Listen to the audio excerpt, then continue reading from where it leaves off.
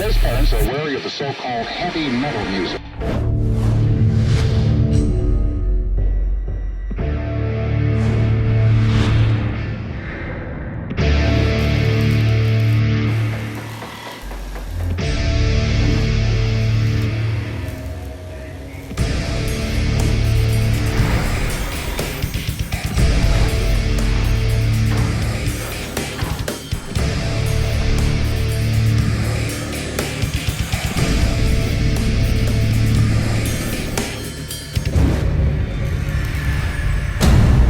Salut à tous, METALXS, c'est l'essentiel de l'actualité métal et dérivé en quelques minutes, le tout en images, en musique et en interview. METALXS est une exclusivité Refix by Crédit Mutuel, la plateforme de toutes les musiques, tous les talents en partenariat avec Artforce.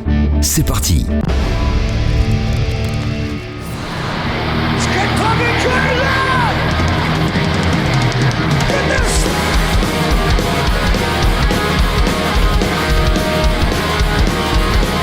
Avec une poignée de groupes vétérans toujours actifs comme Judas Priest, Iron Maiden et Def Leppard, Saxon fait figure de dernier des Mohicans du heavy metal britannique de la seconde génération.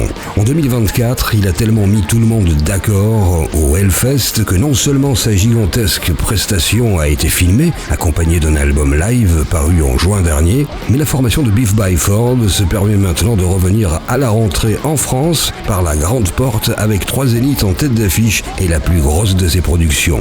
Saxon ne serait-il pas en train de prendre sa revanche sur les années où son statut hexagonal ne lui permettait pas de jouer sur son nom dans des salles plus grandes que le Bataclan? METALXS est allé à la rencontre de Biff à l'occasion de son passage au Heavy Weekend du Nancy Opener. Nous lui avons demandé quelle relation il entretient avec la France, lui qui s'est produit près de 70 fois dans le pays depuis 1981.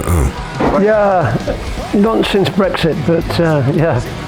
Yeah, I love France. We spent, I brought my children up in France for 10 years, so yeah, it's always special. France, beautiful place. So yeah, we always have good memories. Yeah, with France, and the shows have been good. And in the 80s, France was very, very quick to pick up Saxon.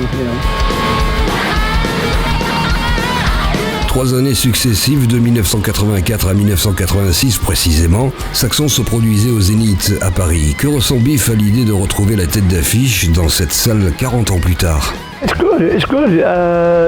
It's been a long time coming, really, but yeah, it's good. I mean, we have to thank the public and the promoters for putting it on. At the big venues. We're doing 3 dance, I think.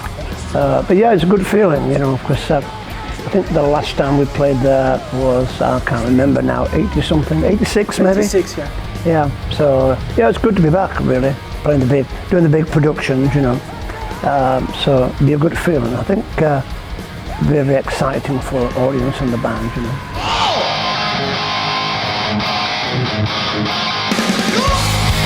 Et pour l'occasion, Saxon a décidé de convoquer le passé au milieu d'une setlist enrichie par 46 ans de carrière discographique. It's going to be a 45th anniversary setlist. We might do the Wheels of Steel album. We've been doing it all over Europe, and people love it. We don't stop. There's no breaks in the Wheels of Steel album. It's just like listening to the vinyl, yeah. So it's a special thing to witness. We don't do it on festivals, but the shows in France aren't festivals. So, but it'll be a big set list, big production. The Eagle and the Castle and all everything. Yeah, so it'll be great. Evil have been battling for our soul. Il y a 1 an et demi sortait Hellfire and Damnation, 24e album de Saxon. On avait été surpris que l'inspiration de ce disque soit autant tournée vers la religion, chez un groupe habituellement plus porté sur l'histoire, la mythologie, voire les grosses cylindrées. Well, I was brought up quite religious. My mother, not my father, my mother was quite religious. She took me to church a lot, and she used to play the organ in the chapels and things. So I have a knowledge of good and evil, right and wrong, and the song's just about the choice, what you make. It's not so much religious in the terms of you have to, follow it. Just make a choice really between light and dark, and good and evil, and right and wrong. So that's what the song's about really. You make a choice. If you read the lyrics, it's all about choice. You either walk down the dark path or the light path really. So I'm not saying what anybody should do, I'm just saying there's a choice. Even more now these days. Et il a choisi la lumière? I try to. We can go dark sometimes, Sorties de studio, ces chansons prennent-elles une dimension différente lorsqu'il les porte à la scène? I think live, when people are singing the songs, it's more of an event than sitting and listening to the album, So when people like a song, they learn the lyrics, don't they? The first thing you do if you like a band, you read the lyrics and learn the lyrics, and I think the audience get the lyrics, So it's always good. Avec toutes ces années de métier, se trouve-t-il encore surpris par cette interaction avec le public?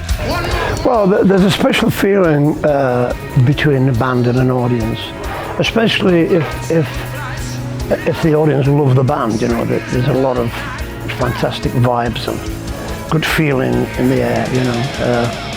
And I think that also goes for a death metal thing than doom metal. I think there's still a feeling in the audience that they love that band. Even though they're doing pits and walls of deaths and things, there's still that great atmosphere. So it's always special with a band like that, because obviously we've had millions of Spotify streams, and somebody told me the other day that Princess of the Night, for instance, has had 51 million. So it's a lot of people. Unless it's one guy doing it 51 million times, but I doubt it. But so it's a big.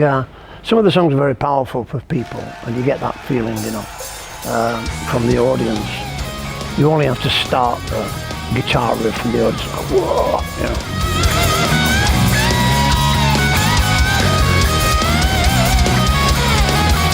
Saxon fait partie de ces groupes qui ont connu l'avant-internet. Selon lui, depuis l'arrivée des réseaux sociaux, ceux-ci lui ont-ils apporté quelque chose à sa carrière? It's great, but sometimes not so great, you walk a fine line really. I mean, people can say anything they want. They can criticize you, they can love you, they can, it's very open, isn't it now? We're like a click away from a fan, so it's just, we've grown up with it though. It's not something new for us. We've gone from like no mobile phones, nothing, to this internet giant now, and luckily we're in there. People do use it to find out what we're doing, see what we're saying, what's happening. So it's always good to have that possibility. But we sold most of our albums in the 80s with no social media, no mobile phones, just word of mouth, magazines, television, radio. That's how you made it in 1980. In 1066,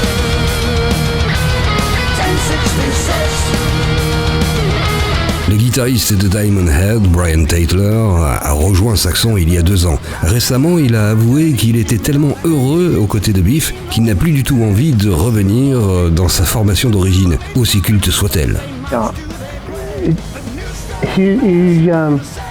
He deserves this.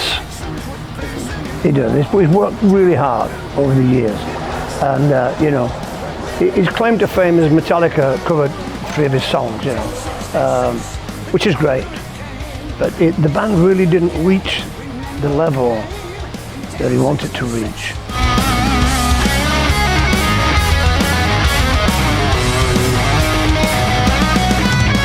It brings that 80s feel to Saxon, because he's been sort of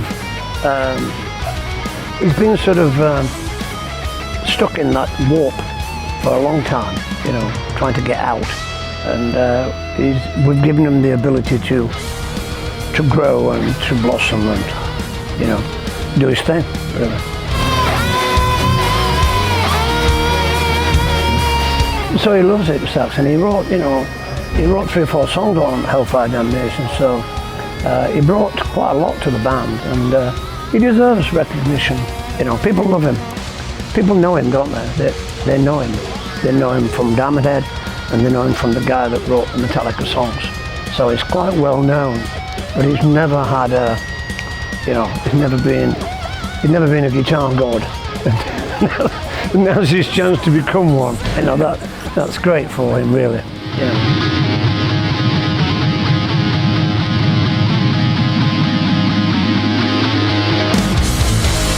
À chaque fois que Biff a donné des interviews pour promouvoir un nouveau disque, il a eu pour habitude de dire qu'il lui reste encore de quoi faire un ou deux grands albums de Saxon. Est-ce encore le cas aujourd'hui?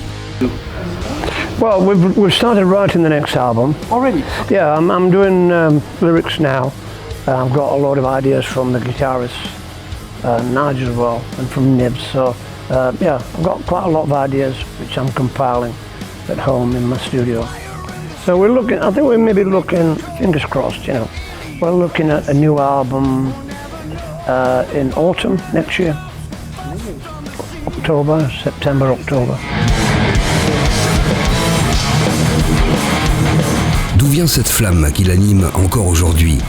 We just like writing new songs, really. You know, we like writing songs, what we do, and yeah, it makes us feel good. You know what I mean? Lui arrive-t-il de penser au moment où tombera le rideau? I think you're always thinking of the end, where it's going to be and when it's coming and where it's coming from. But no, I just think that you just go for it while you can. I think it just go for it until the end. Mais la fin, ce n'est évidemment pas pour maintenant. Rendez-vous au Zénith de Paris le 11 septembre, de Nantes le 12 et de Toulouse le 13, concerts qui accueilleront Sortilège en ouverture, pour célébrer le heavy metal fidèle à ses valeurs depuis le premier jour.